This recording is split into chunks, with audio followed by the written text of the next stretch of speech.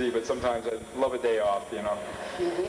Well, it sounds like, yeah, you have been really, really busy. Has anybody out here heard the ESP CD yet?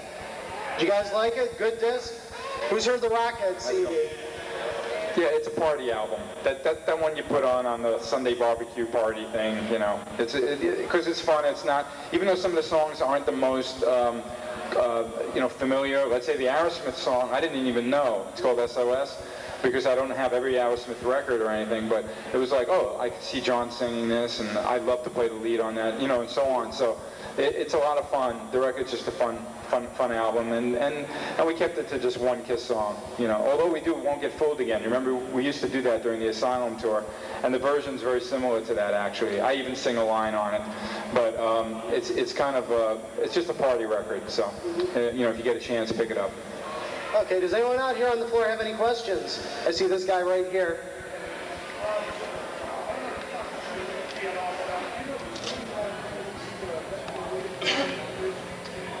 If you didn't hear that, he's asking about the Wendy O. Williams album.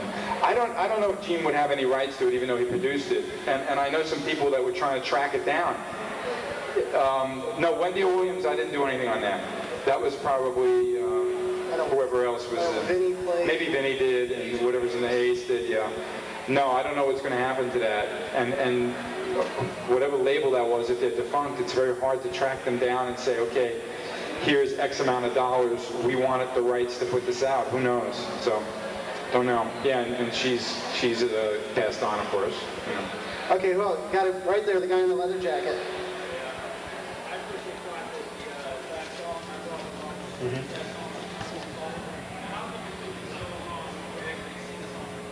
Okay, it's a good question. He's asking about I Walk Alone from Carnival of Souls, why it took me so long to sing this song on a Kiss record.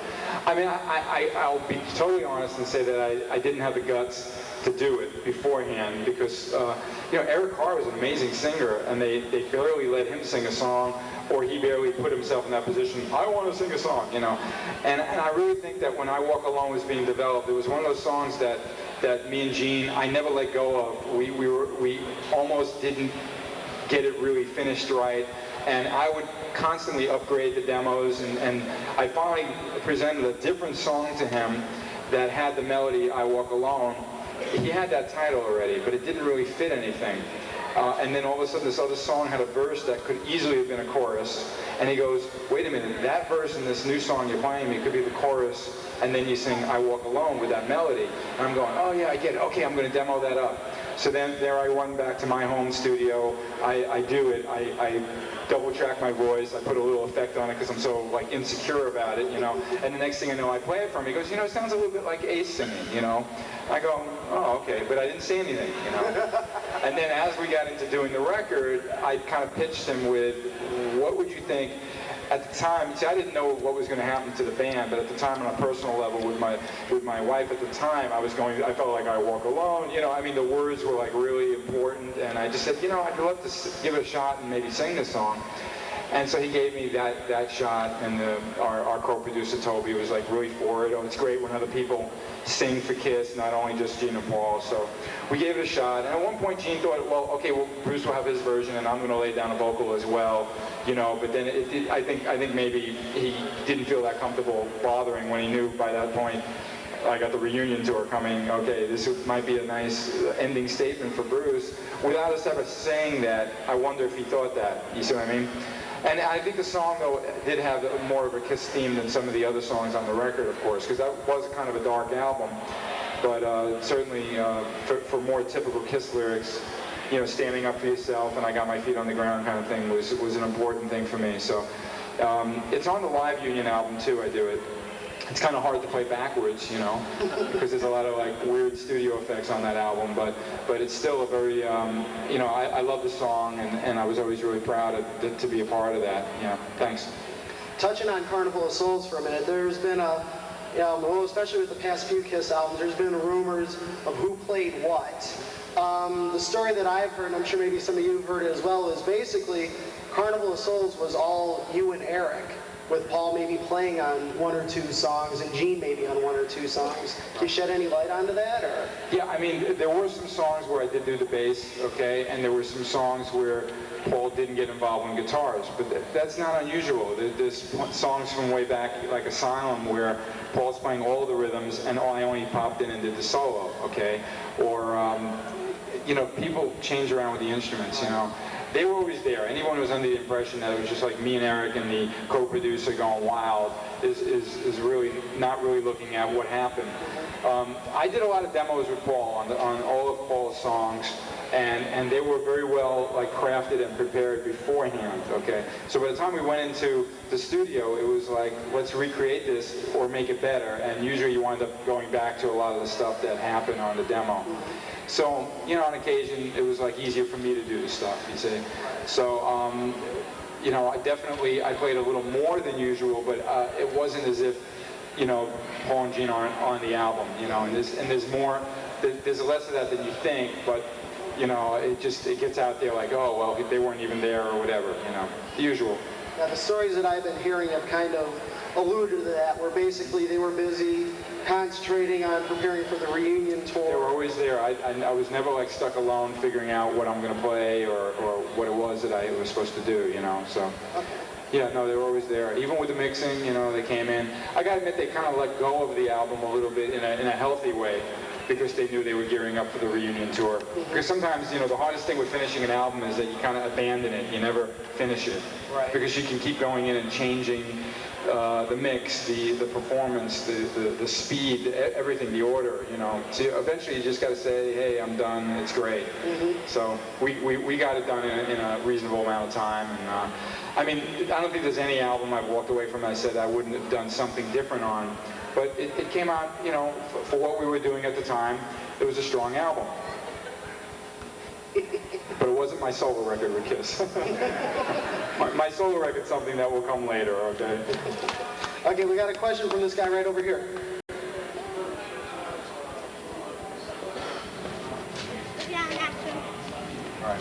Right. Yeah. Okay. Now, Cyclo Circus, let's get this straight.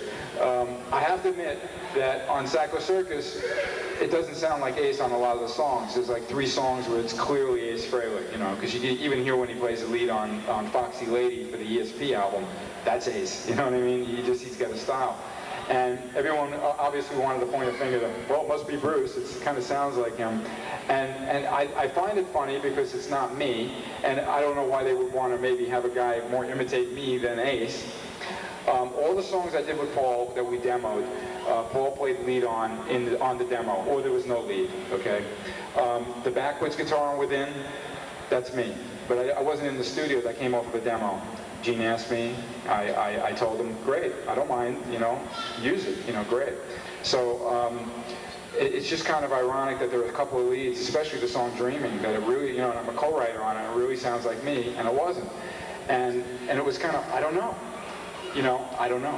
Yeah, I mean, there's a couple of people in that Kiss camp that can play guitar, okay? And I wouldn't be surprised, and it could be a session guy that they needed too, that they said, don't say anything, you know? But Gene and Paul were really clear with me. It would have been very easy for me to do a lot of guitar work on the album. And they didn't want that, they didn't feel that was appropriate. In the same way, why would we ask Eric Singer to play drums? You see what I mean? But everybody, even Peters, admitted that a lot of the tracks are Kevin Valentine. You see what I'm saying? Somebody else. So it's kind of like, I love taking credit for things that I've really done, okay, but I won't. I mean, hopefully, you know, I mean, the solos, I think all the solos are fine on that record, but they're not me except for the Within thing. And whether or not Ace cared to be there or didn't, I don't know. You know, that came to politics. That had producer Bruce Fairburn, you know, who passed away this year. That was kind of weird. But anything goes with those recording sessions with those guys. You don't know. But it was exciting actually working on the demos with Paul, and the co-write with Paul for Dreaming. I was really happy about that. And that whole lawsuit thing got ended, you know, it's settled. And whatever you read doesn't mean that that's the way it got settled, okay? You'll read some things like, oh, they settled and it was $1 million, that's all bullshit. It's not really supposed to be like public knowledge how or what happened. It's just supposed to be, there's no more claim, and everything was taken care of, you know what I mean?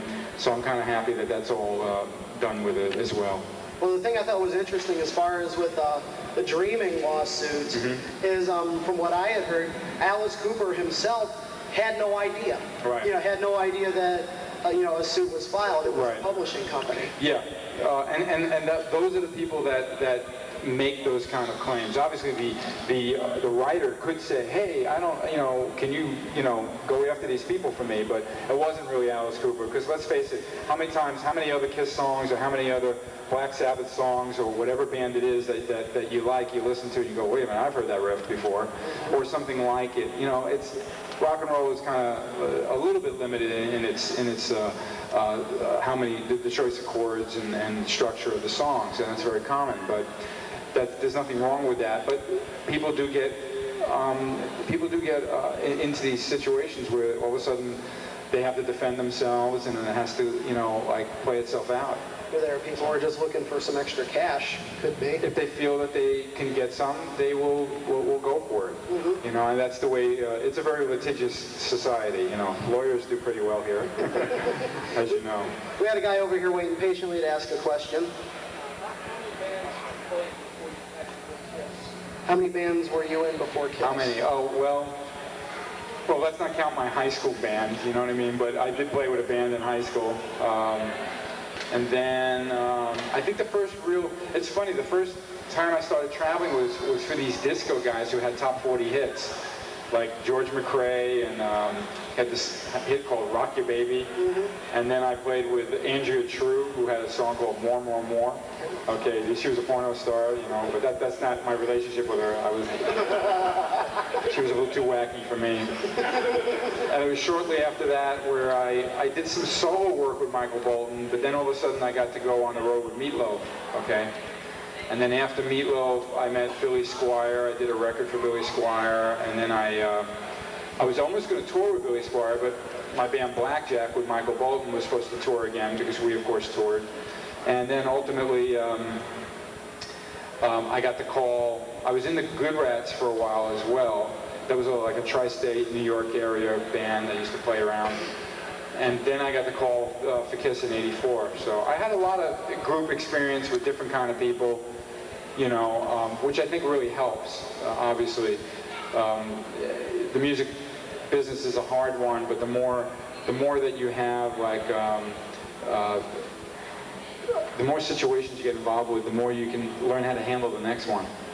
So by the time I got to Kiss, which was going to be not an easy one, although it was a great opportunity, the dynamics of walking into someone else's shoes and the way I got the gig was really weird, of course. I'm replacing a guy who's temporarily on the sidelines, and all of a sudden we're both traveling together, and all of a sudden he's doing one show and I'm still in the band or helping, I don't know, and then, it was kind of weird, but it all worked out. On the subject of Kiss and Animalize, it's kind of the story had been going for a while that you actually played on 2 of the songs on Animalize.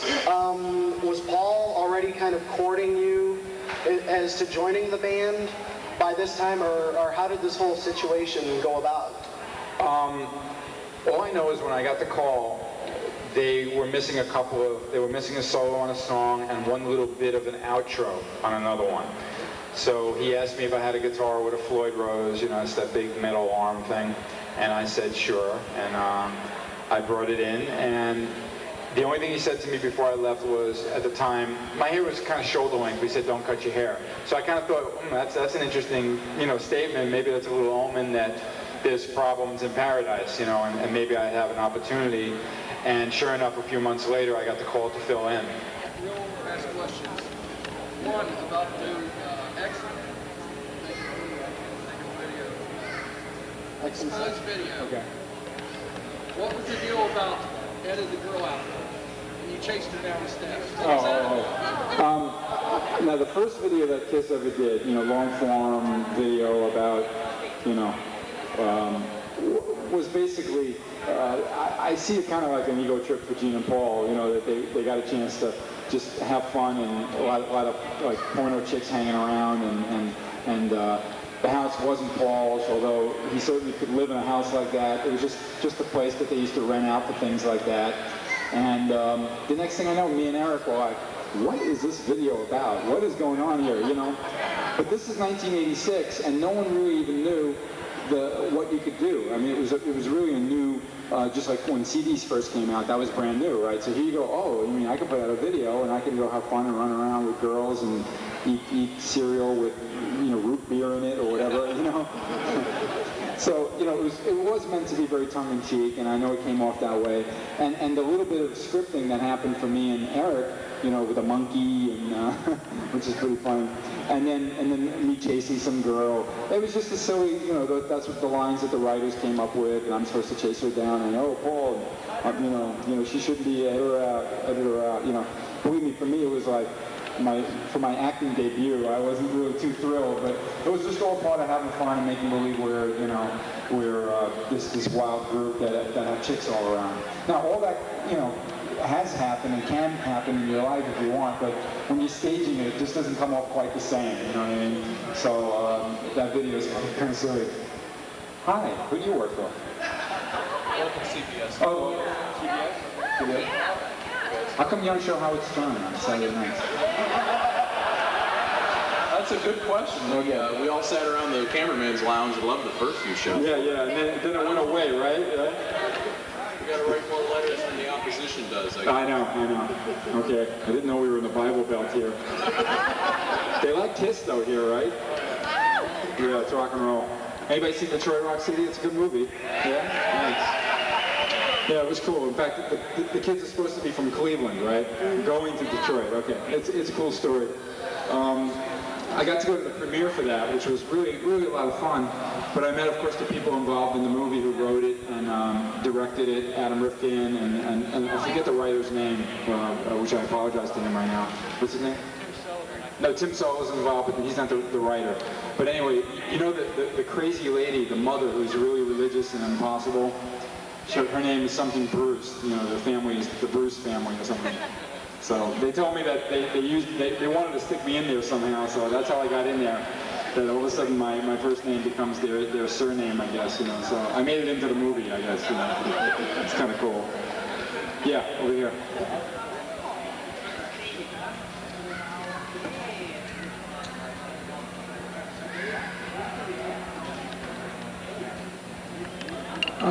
Yeah, no, that's a good question. You know, I know with Paul, for him, he wasn't involved on a creative level with that.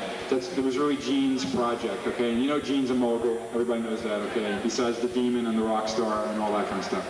But, you know, you can still have that. By the time it's done with tape sales and overseas and everything, and it won't lose money. Is it considered a success? No. Because, you know, when you have the opening weekend, if you only do 2 million, it's kind of funny to think, oh, 2 million, that's a failure, you know? It's a lot of money. But the real key here is that it won't matter in the big picture because Kiss is Kiss, and that's going to be separate. Gene will get involved in something that isn't so Kiss related, and that thing could sell 100 million, you know, and be a movie. So I don't think they take it personally. I really don't. I think they're very, very aware that when you put out a movie, it's a big risk, and the public's very fickle. And even if it's only really the Kiss diehards who saw it, so be it. At least it was done well and it was funny. And eventually, maybe it will even turn into a cult movie when it goes into video. You never know. I laughed really hard. And I didn't go in there saying, I want to like this. I want to like this. You know, it's a Kiss thing. I want to, you know, I'm not really in it or anything. But I laughed and left there going, I really thought, you know, this was great. And I was telling some of the people involved that I don't know if it's going to do well or not because I'm not, you know, the public, okay? But I enjoyed it. And I don't think anyone's going to ask for their money back, you know? I've seen some movies that were unwatchable who would make a lot of money. So, you know, I don't think they take it really hard. I think they know the game. It's a big game out there. Yes?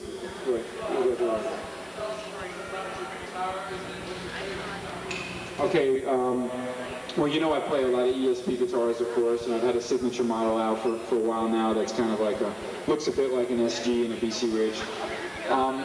I mostly I got some favorite Strats and some favorite Les Pauls. Most of them are a little vintage. The Strats are more ESPs because I never got into collecting old Fenders. But I always collected some Gibsons. And generally, I'm sorry? No, some of them are all original. Some are a little bit changed to improve them, you know, but I have quite a few 50s guitars that sound amazing. I'm really blessed with a lot of great instruments, so I have no problem, and I usually have a good instinct, like, oh, you want this kind of sound? You know, this Les Paul will probably do it, you know, that kind of thing. So it's really, it's a collection, and it's fun in that way, but it's also very usable, you know. There's an old Les Paul that's probably my favorite, and you can hear it on God Gave Rock and Roll to You, and on like Car Jam, on Revenge, that guitar. And then on the other hand, the guitar I'm holding on the back of Crazy Nights, that yellow ESP, that one kicks ass. And then the white one that was supposed to be like a copy of it that's in a Live 3, that one really kicks ass also. So just to pick out a few that you've seen. There's also an old Junior with a humbucker in it in one of the tour books. That one's awesome too. Real beat up to death, you know, sounds amazing. So they're all good guitars, you know. Okay, we got a question from this little we got a little girl over here, yeah. Do you guys want to sing? Am I going to sing? No, you don't want to really hear me sing. No. Actually, I think there's going to be a band playing later, right? Mm-hmm. What are they called? Preachers of the Night. Preachers of the Night with I'm the okay. spokesman. Oh, the spokesperson, okay. I see they got the lovely tank set up, right? Yeah. Now, where's Preachers of the Night from? We're from outside Milwaukee, Wisconsin. Oh, okay, from Wisconsin. That's good. They'll be playing. You'll be here. What's her name? Sierra. There's going to be a band playing later, okay? And you'll get to listen. I can't imagine what music sounds like in this room. Anyway. We had some questions from over here. Yeah. My brother Bob has been producing a couple of like tribute records that are really good. A lot of good players. There's one that he got involved with a Van Halen thing that me and John wound up on, Hot for Teacher. And I do a pretty authentic, in my version, of Eddie Van Halen doing, you know, his thing. Eddie being, you know, influential, of course. And I was, you know, quite pleased with the track. So not sure when that's coming out. And I also did a track for him. There's an Ozzy tribute that he got involved with, and I did Shot in the Dark, which is a little bit of a commercial song, but a really strong song for Ozzy. I think it was his biggest hit, actually. And I loved all my soloing that I did on those two songs. I thought were really strong. I was really proud of it. It just takes a little while till it comes out because he's got to coordinate so many different players from different groups and their scheduling and everything. So those projects are, you know, going to be out. And otherwise, I mean, we hang out once in a while, of course, you know. But he's been doing a good job with that. If you're an Alice Cooper fan, you got to pick up the one that he did. He produced the Alice Cooper one, and it's a strong one, yeah. So he's doing, like, the other bands they're just as good, you know. So that's what he's up to. Okay, we got a question right here. Yeah. What you were during the blackjack? When I was in Blackjack, I was probably, you know, early 20s, I guess, 20, 24, something like that. Yeah. And I didn't know a thing about the music business. I was just learning, believe me. No, that was the first time I was really... Blackjack was a great example of me finding out what it is to be in a lawyer's office, go to a manager's house who was worth, you know, like $10 million and get picked up in a Rolls Royce with a chauffeur with a gun, you know what I mean? Just dealing with these high-powered people, you know, hearing stories of the people who run Atlantic Records and Polydor Records. At the time, it was called Polydor, okay. And it was really amazing and very exciting and very nerve-wracking. And I can't tell you how what a roller coaster ride it is. But I'm glad I went through that because by the time I got involved with KISS, I understood when they used to complain about the record company or when they would be like concerned about managers or a lawyer doing this or that. It made a little more sense to me. If that would have been my first thing, I would have been like, wow, you know, I would have been lost, you know. So that's why I was saying before, experience is really good. The more you can get involved in those things. Okay, we had one from this guy right here. Mm-hmm. It's true.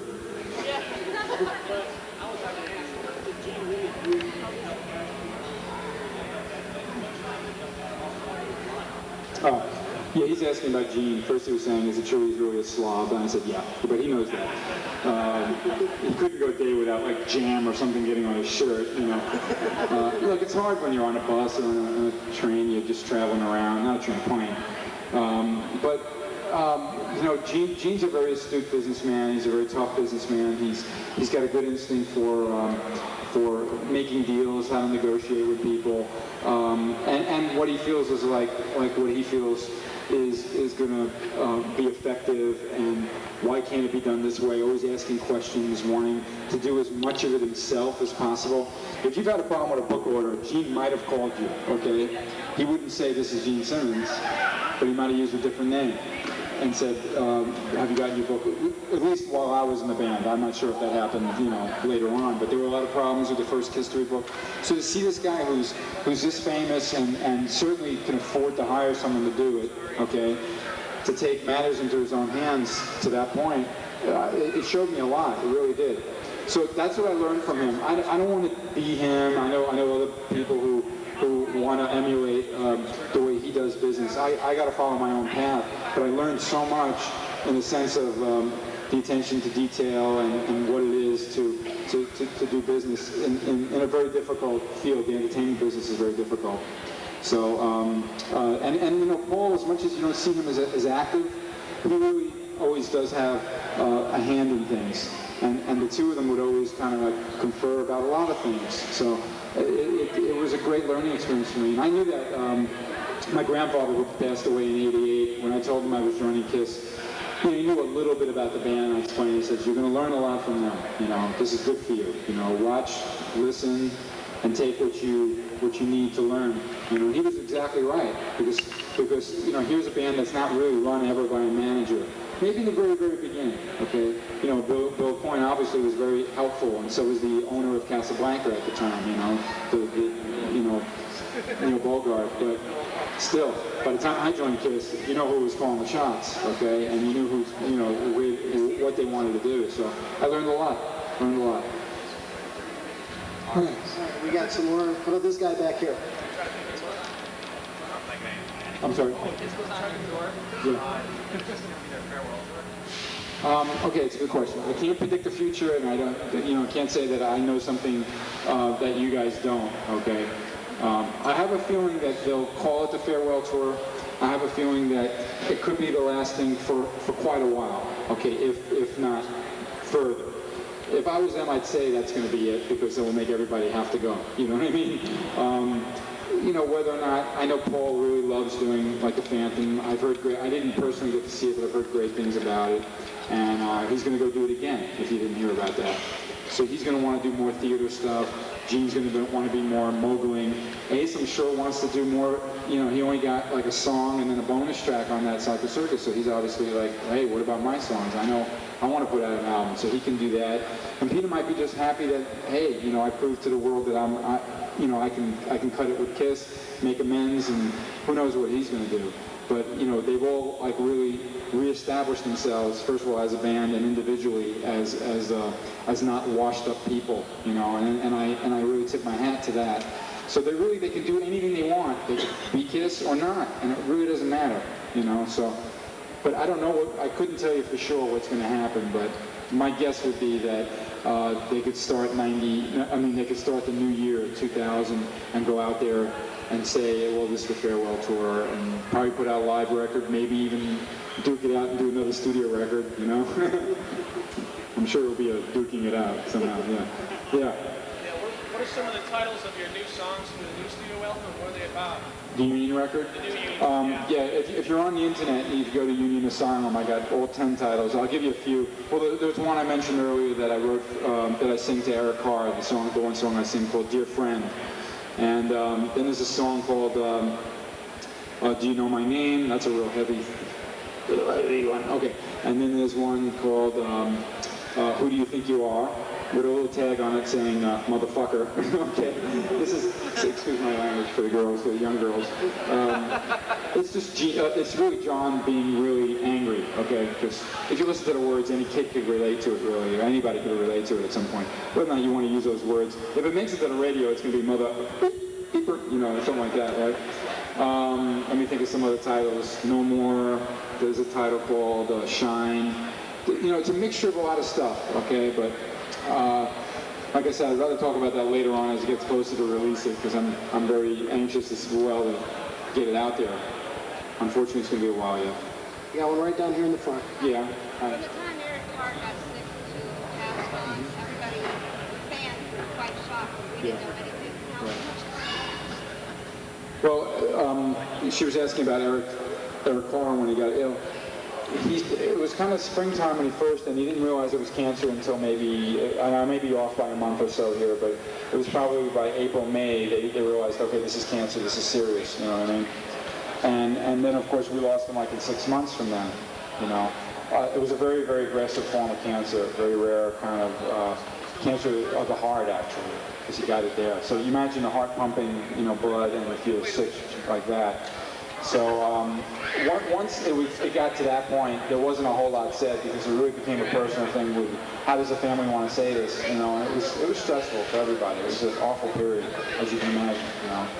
And I'm just so happy on a positive note that there's some stuff coming out about him because I think there's been enough time, you know what I mean, so it doesn't look like, yeah, that it's exploitive. And all this work I've done, you know, on these projects has really been a labor of love for myself. And it's been really something I'm really glad about. I was so glad when I had all these different sources of his music, and it was like the only copy I had. When it finally got taken to mastering, which means it's really like permanently on a disc in a computer kind of thing, I was like, oh, I feel a lot better now. You know what I mean? Just knowing it's all there and it's a reality I can hold in my hand, you know, and not be worried about it. I used to keep it in my safe deposit box. You know what I mean? It was like, oh my God, what happened if I lost these tapes? Because nobody had other ones. You see what I mean?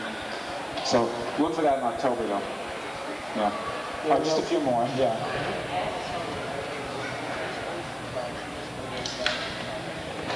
All right, he's asking about the most challenging songs I played with Kiss. You know, when we learned 100,000 Years, I thought that was really cool.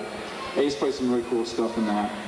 I mean, whenever we did some certain live things from Revenge were hard, like Unholy was always a little bit of a challenge. I always loved doing She. That's a good song too, kind of fun. But I mean, some solos sometimes I have a little difficulty with. Tears Are Falling. I have a couple of these weird stretches. I go, oh, don't blow that. Oh no, you know, here it comes. You know, that kind of thing. And even though in the video I do it like that, I don't do it like that. Okay, you can play it like that, but it looked good. You know. Watch Gene in the videos, like he's ever playing a note, you know what I mean? It's like a bass is some sort of like prop or something, but that's okay, it's Gene. Yeah, right here. What songs do you regret not playing live? Like, I wish we could have played before? Well, we never got a chance to do anything from Carnival of Souls, you know, obviously. I mean, I got a chance with Union to do Jungle and I Walk Alone, which I was really glad. That's on the live record that we have. But, you know, man, we did a lot of songs. If you think about Unplugged, I think I might have even tried to play every Kiss song. Spit we fooled around with, yeah. I mean, I never learned the love theme for Kiss, you know, I gotta be honest. I mean, I think there could be 300 songs in the Kiss catalog, you know. I know there's at least 250. It's crazy, you know. It's too much, too many songs. Yeah, one more from this guy. He's a repeat, but go ahead. Okay, now you guys did a video. You did a video for a song, Thrills of the Night. We did a video for Thrills in the Night, right. That was my first video for Kiss. It's a weird one where you're all like businessmen and they're like done up in makeup. Yes. Whatever happened to it? Why is Okay, we wound up going with a live version, okay? But there was one that was kind of a theme, you know, and it had Eric Carr was smoking a cigar in a gangster suit, okay? I think I was like the delivery boy, I don't know. And I guess once we looked at it, we said, that's stupid, you know what I mean? It didn't happen. Maybe it was really good too, but we couldn't tell, you know, at the time, we didn't know. So I thought I had a copy, and I've been looking, I haven't seen it, you know, so I don't know what happened to it. And I don't know if we'll ever see it, maybe Gene's got a copy. In that video, do you remember what your role was? Yeah, I think I could have been a delivery boy or something like that, yeah. I remember being like in a white, I think I had a white jacket on. All right, last question right here. He's got his Detroit Rock City hat on. Okay, my favorite guitarist when I was younger, obviously I always loved Jimi Hendrix.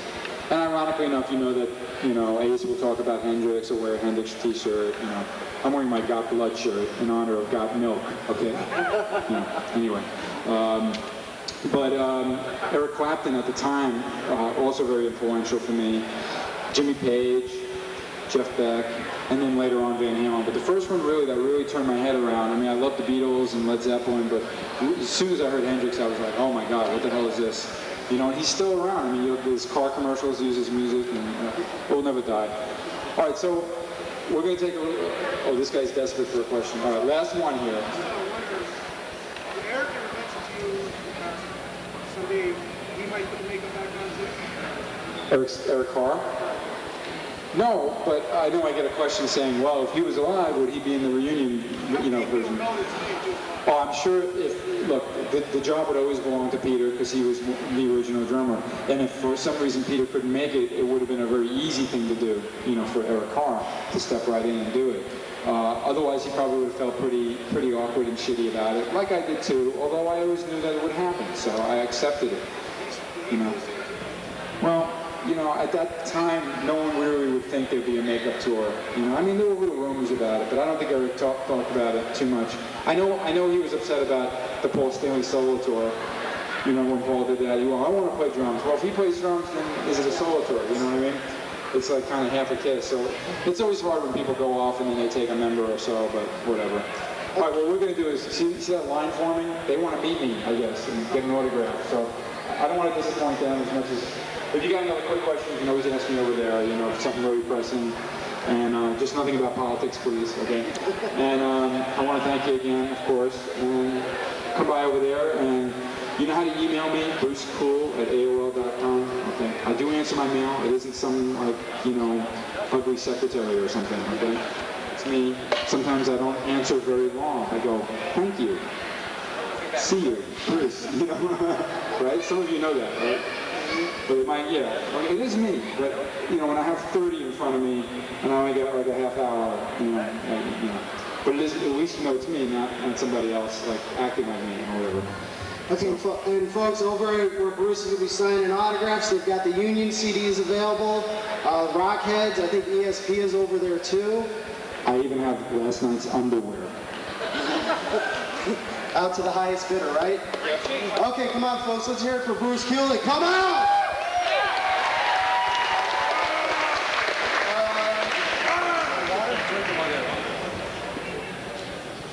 Okay.